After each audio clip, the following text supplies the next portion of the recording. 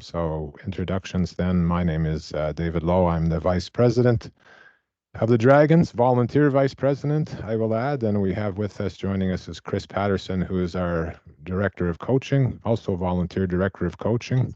Chris is a longtime referee as well. So if any of you have older kids that have played with the Dragons for many years, you might have seen Chris on the field refereeing some of our U16 and U18 teams. Happy, I'm on the call. You need to turn it off now, please. Right. So just so that you know that we are going to record the first part at least, and you guys, we have basically 25, 30 minutes of a little presentation, and then afterwards there's open floor for questions and answers. Curry is our office manager. You might have dealt with Curry before. There she's on the call as well, but I don't think she has her camera on. Oh, there she is. She's waving there. So. Yeah. Hi, Oliver. Okay, so the agenda, as I mentioned, introductions, why coach at the Dragons, what does it take to become a Dragons coach, benefits of being a Dragons coach, head coach incentive program, I'll go over that, coaching do's and don'ts, Rowan's Law, and coaching resources. All right, if you have a question anytime, you can raise your hand, but we have certainly time at the end for questions as well. So why coach at the Dragons? Of course, get involved with your kids' activities. You're probably coming to the field anyway, so if you've got an interest in volunteering, being part of your kids' life, helping them out, helping the club out. We're all volunteers at the club except for our office staff. So the club is based on volunteerism. Community involvement, as I mentioned, imparting your wisdom and experience to the kids. Opportunity to bring new ideas into the club, because at the end of the year we have our coach appreciation night, and we do ask for ideas if you have any ideas. And of course, if you're practicing with the kids, you got to get a bit of a workout as well. So I know we're all looking for a moment that we can get some exercise in our lives. So that's obviously a time you can get some exercise in your life. What does it take to become a Dragons coach? Patience, I guess. Positive attitude, calm temperament, ability to manage different behaviors, and a bit of a commitment. Of course, patience is a good one. I say to some of the people, I'm not sure the age groups here that you guys are coaching or thinking of coaching, but at the younger age groups, 4 to 6, the coaches are the parent coaches accompany their kids around the field, and there's game leaders. So we have youth that are running the sessions. Generally, I say if you can organize your kid's birthday party, there you can probably organize a soccer team. So you don't have to be a soccer expert to be a soccer coach, but it does help to be positive attitude, patience, and be a bit organized too. Kids appreciate your effort, of course. Your child can play for free if you are a certified head coach, and we'll get into that in a minute. And a coach appreciation night that we have at the end of the year to thank all of our coaches for the efforts that they've put in to coach the kids. So some forms to complete. You may have done this already. Coaching application form. If not, reach out to the office and they can set you up on how to do that.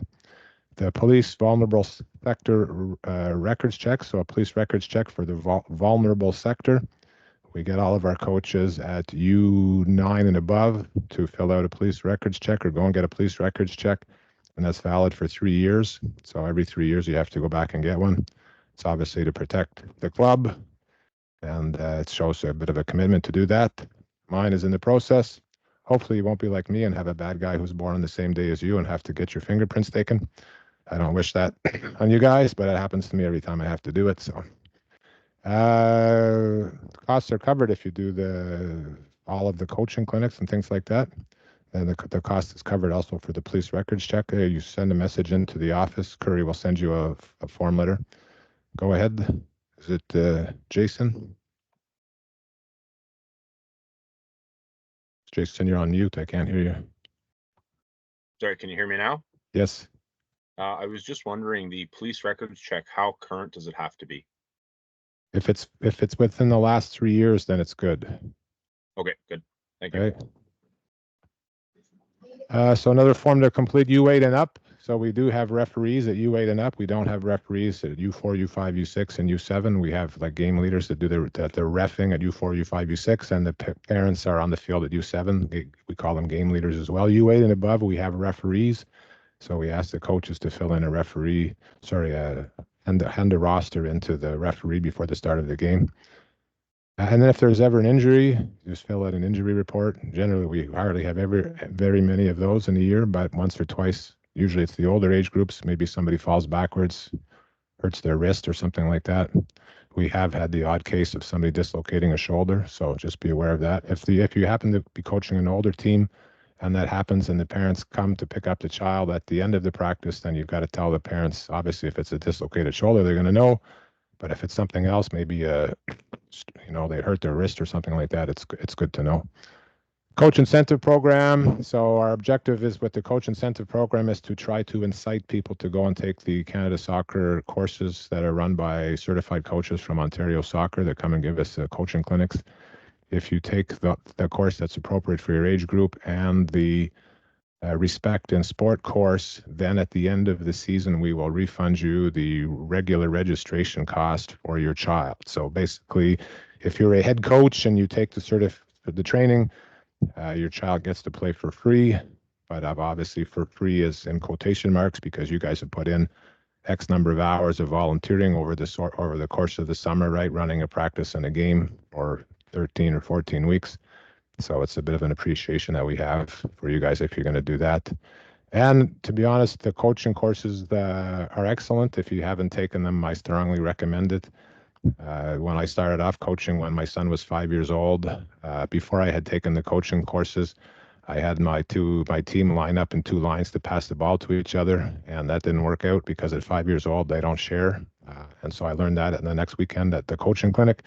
And so none of my practices thereafter at U5 were passing the ball because the kids don't pass at that age. So it's just an example, but the teachers, certified instructors from Ontario Soccer will give you ideas of what you should be teaching at different levels and give you some practice plans as well. Go ahead, Gord. Just a quick question. You mentioned the coaching clinic. I'm curious, why is the coaching clinic after the first two practices when it sounds like we would all benefit most by having the coaching clinic before any of the practices? It's a good question. So the answer is that we don't necessarily have all of our coaches lined up when we initially start the games, and we also have to fit in with Ontario Soccer when their instructors are available. We also don't get the fields from the City of Ottawa before the 15th of May. And in fact, they've just postponed the opening of the season until the 18th. That does not affect us, but in the past, we have sometimes had coaching clinics before then. So if we couldn't, we can't have them on the fields outdoors until after May 15th. And then we kind of cram them in as soon as we can after May 15th based on the availability of the Ontario Soccer certified instructors. But also we don't want to do it too early because we're still in the process at some age groups of looking for coaches. Some of you on the call may have got a message from an age group director saying your child has been placed on the team, but the team doesn't have a coach. And maybe you're attending this session to see a little bit about, what does it take to be a soccer coach? So that's one of the reasons we do this course before we do the coaching clinics from Ontario Soccer. So moving on to this one, the coach incentive program. So for the coaching courses, we cover the cost as well. You register and pay for the course online. After you complete the course, print your receipt and your certificate and email them to the office, and then we refund you at the end of the year. For the coaching clinics, it's changed in the last couple of years since COVID. There's an online component, and then there's a practical component, and there I think you pay separately for those two courses. So anyway, if you can do that, you can do the online component any time. The in-person component, you have to go onto Coach Center and see when the dates are, but the dates are listed for the Dragons ones on our website as well under coaching information. So a little to-do checklist before the start of the season. Receive your team roster and practice field location from the age group directors. You may have already received your team roster if you're a coach. Practice field location, I'm not sure that that's all been distributed yet. I know our scheduler, Jeff, is working hard to get that out for this practice. It's to start next week. So that will come soon. If you have received your roster, please send a message to your players' parents to inform them that you are the coach and that you will be providing more information thereafter. Try to get them to confirm if you can, because sometimes their emails change by the time they register, between the time they register in January or February and now. So you can always follow up by a phone call if you can't get in touch with them by email.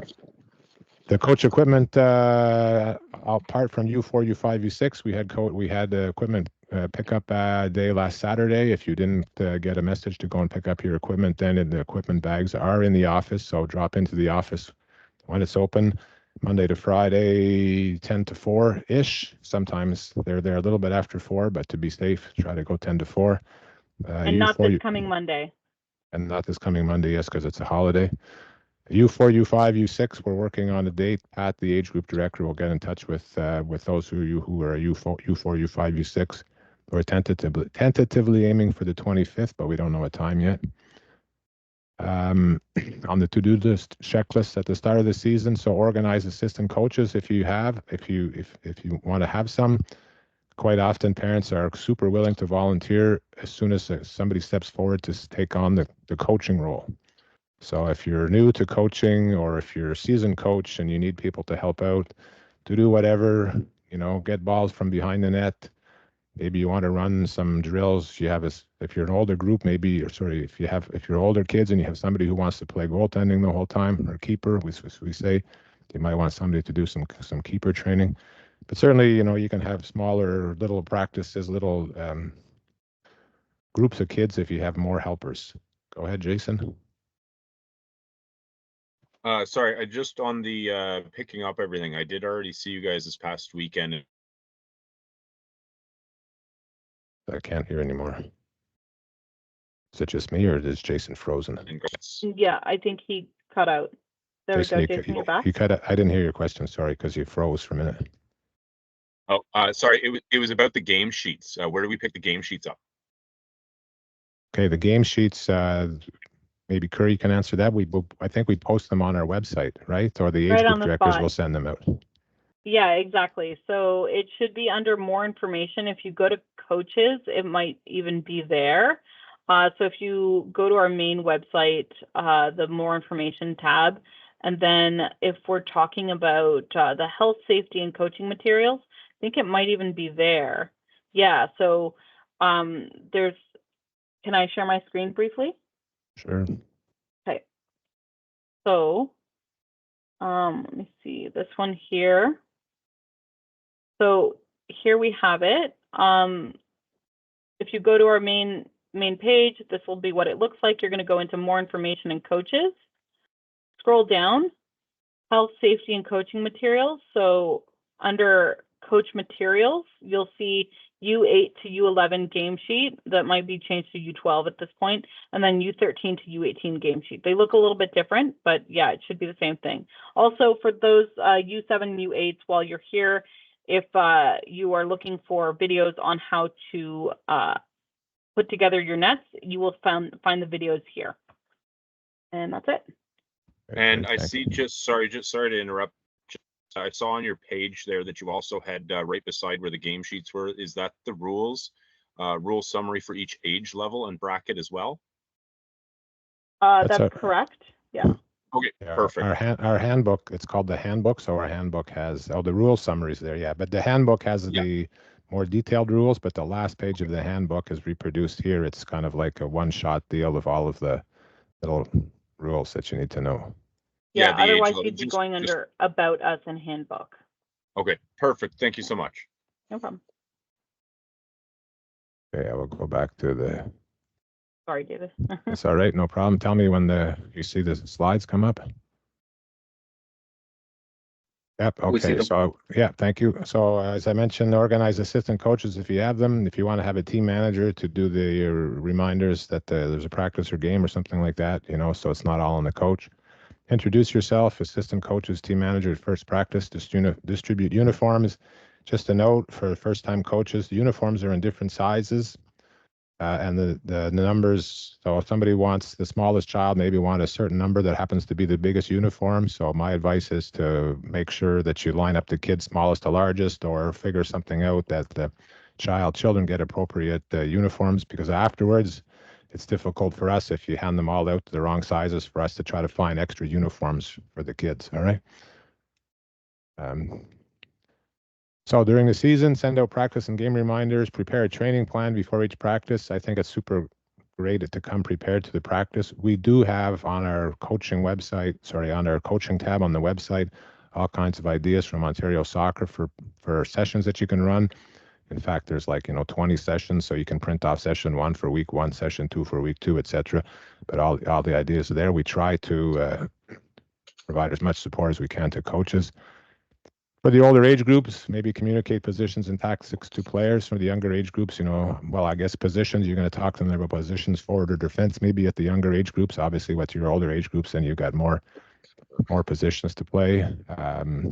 Fill out the game sheet, submit it to the referee.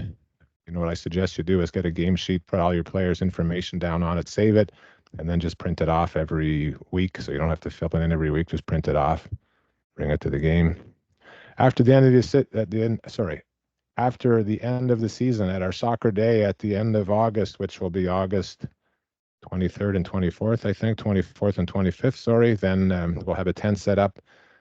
You can bring it probably to the shipping container at the Potvin Fields, tent beside the shipping container, hand back your equipment, attend the coach appreciation night. We'll try to get a lot of people out and provide any feedback you have on improvements. Of course, everybody that's all the members get a survey, a satisfaction survey at the end of the year. Certainly help appreciate if the coaches fill out, but if you come to the coach appreciation night and talk to members of the board of directors, that's when we get some direct feedback.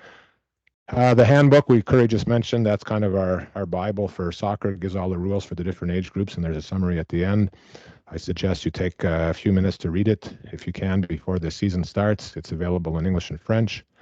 Topics covered: code of conduct, coaches, players, and parents. And I'll stop here for a minute. Our referees are our kids as well. And maybe you have some of your kids are referees. We certainly do not encourage any parents or anybody to be challenging the referee. So if any of your parents do that, try to stamp that out right away. Everybody did sign the code of conduct when they register their child that they're going to be responsible parents. But as you know, some people scroll through that in a hurry and click the box and move on. The laws of the game are in the handbook. We do talk a little bit about safety, concussions, ball heading. I think it's not before U12 where we're recommending no heading the ball before U12. There's the air quality policy. If you remember last year, we had all the smoke, we had air quality issues, games were canceled, etc. That's in there. That's also on our website, 200 policies, weather policy, harassment policies, game procedures. So game sheets, number of players that you need to play the game. What happens if the referee doesn't show up? Scoring limit. So we put in at the older age groups, a limit of 8. We try not to have the kids get blown out. So if you're getting up to 5 goals difference between your team and the other team, then take some action to make sure that you don't run up to score. Anyway, the handbook's got all kinds of good stuff in there. We have our fair play commitment for coaches. I've highlighted number 7 here. I won't go through them all. That's in the handbook. But if I disagree with an official, I will accept the decision and not argue the call. As I mentioned, at your age, you might be coaching young kids. We have children who are 14 years old who are reffing U12 and below, and kids who are, could be 20 or 16, 17, 18 to 20, or adults refereeing the older age groups. We try to promote respect for the referees because we need referees to play our games. And if we have anybody chirping at referees, then the referees don't referee after that for us. So please, if you have an issue, your referees are learning as well as our kids, right? The kids are going to make mistakes. I don't know if you guys play soccer. I play soccer. I make tons of mistakes when I play soccer at my age, and I've been playing all my life. So the referees are going to make mistakes. They're going to see things differently than you from the side that they see it. And you just have to accept the call. We're here for 100% fun, recreational soccer. Nobody's going to the World Cup at the end of the season. So, right. Make sure everybody has a good time at the game, including our youth referees, please. For the players, fair player for the players. Again, usually if anybody's coaching U16 or U18 boys, this is sometimes where the testosterone comes in. Usually all the other age groups, it's not an issue. But, I will control my temper at all times. No trash talking, stuff like that. I guess it can happen in the schools. It can certainly happen on the soccer field. We want to try to stamp that out as well. When they do a team handshake or a fist pump at the end with the other team, my advice is, as coaches, you should stand very close to where that's happening to make sure that there's no funny stuff going on. But you're there to be a role model for the kids as well. And again, I will not dispute the referee's call. For parents, in case you have any parents who are super enthusiastic about soccer and are coaching their kids, etc., it's better that the coaches coach the kids, not the parents. We ask that the parents sit on the opposite side of the field from the team. That allows the coach to kind of coordinate their team and not having the children run to mom and dad the whole time. You get the kids to bring the water bottles over to your side, but what we don't want is the coach, the parent on one side telling Susie or Johnny to do one thing, and the coach is telling Susie or Johnny to do the other. So something that you can present to your parents when you send a message out, just a reminder that we do have a fair play commitment for parents. You know, it's mostly common sense stuff, but every year we have a few parents who don't have as much common sense as the rest of us. So there can be some issues. Somebody had their hand up there a minute ago. Jason, was that you? Yeah, that was me. Sorry. Also, no parents. We had one last year behind the goal nets trying to coach the goalie or the teams on them. We did have a parent that decided to do that, and regardless as to what the ref said, he continued to be there trying to yell at his kid or the goalie or anything else like that. So if you can just let your parents know that, yes, please stay on the opposite side. Yeah. Thank you for adding that. It's true. They're not the people are not supposed to be behind the goal. We don't want people to be behind the goal coaching either team, basically, right? The coaches should be the one coaching. If the person wants to coach their son or their daughter, then they can volunteer to help you and stay on the technical area with the coach, as long as it doesn't get out of hand, of course. The do's. Communicate often with your parents and players. Be prepared for practices. Make it well-structured, active, and fun. Our slogan is 100% fun. What we want is for the kids to have fun and come back next year, right? Be punctual for games and practices. Be positive, enthusiastic. Have fun yourself. Dress appropriately. So if you're going to do a practice, suggest you wear running shoes or even soccer cleats if you have them. Maybe not sandals or flip-flops, for example, if you're going to be during the practice with the kids.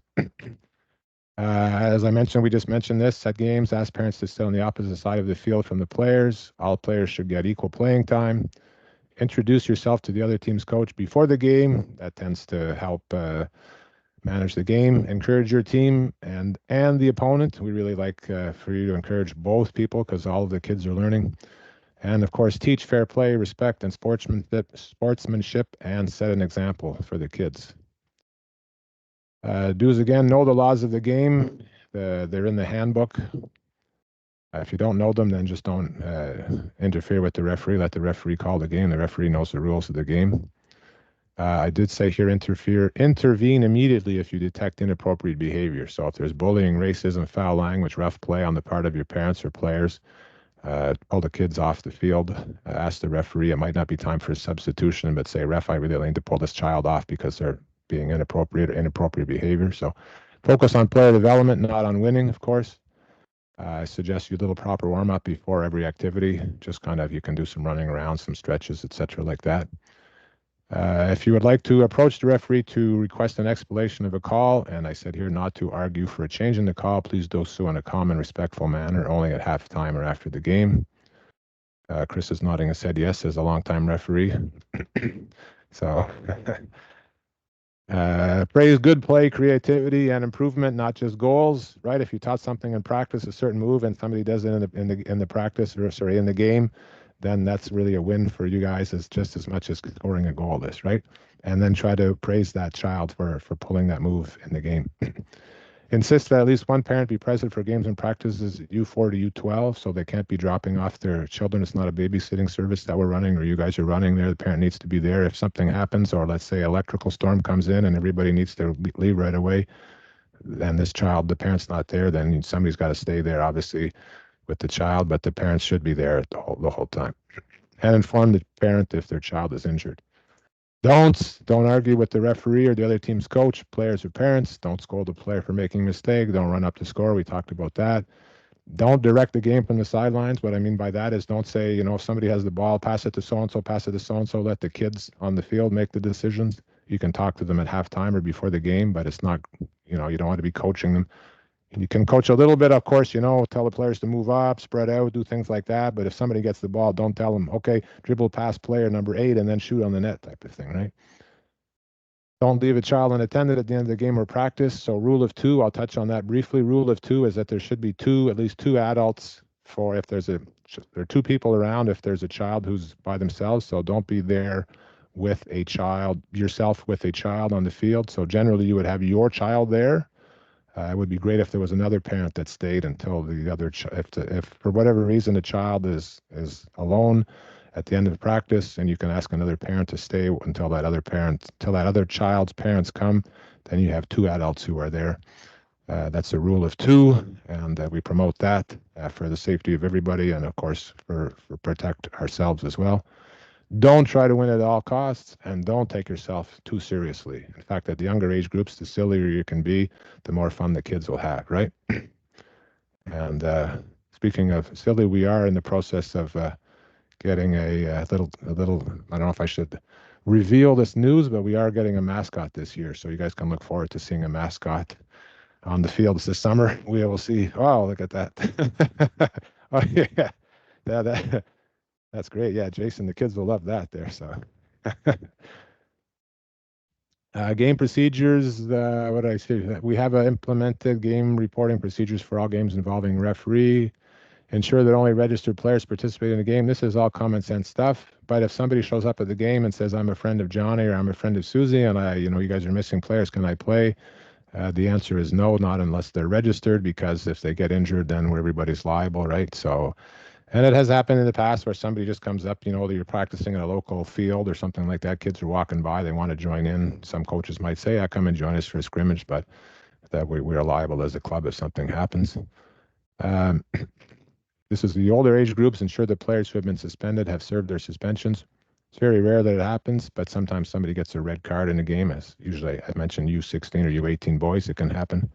So we do have a discipline committee, and we do send a message to the team coach saying, Johnny has been suspended for a game or two games for a red card.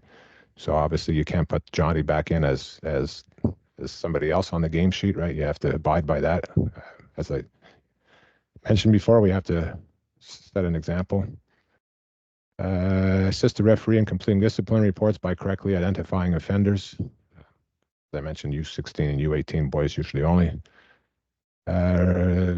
So that's good for that. Rowan's Law, since 2022, Rowan's Law has been out there, and there's called a designated person, which is somebody that has to have some kind of understanding of the removal from sport and return to sport protocols. There's some information on our website. It doesn't have to be the coach. It can be a parent. It could be assistant, anybody who's there. If you suspect that some child hits their head and there could be a concussion, then pull the child out and they don't play until they go through their return to sport protocols. Again, it's very rare that it happens, but it can happen where at the older age groups, maybe they're going to head a ball, for example, and they hit heads together. So we have to implement Rowan's Law here on policy on the website under About Us policies. You might have a look at that just so you have an idea if something happens. Coaching tools, as I mentioned, practice plans on the Dragons website under more information, coaches, and the handbook. So that takes us to our questions and answer period, where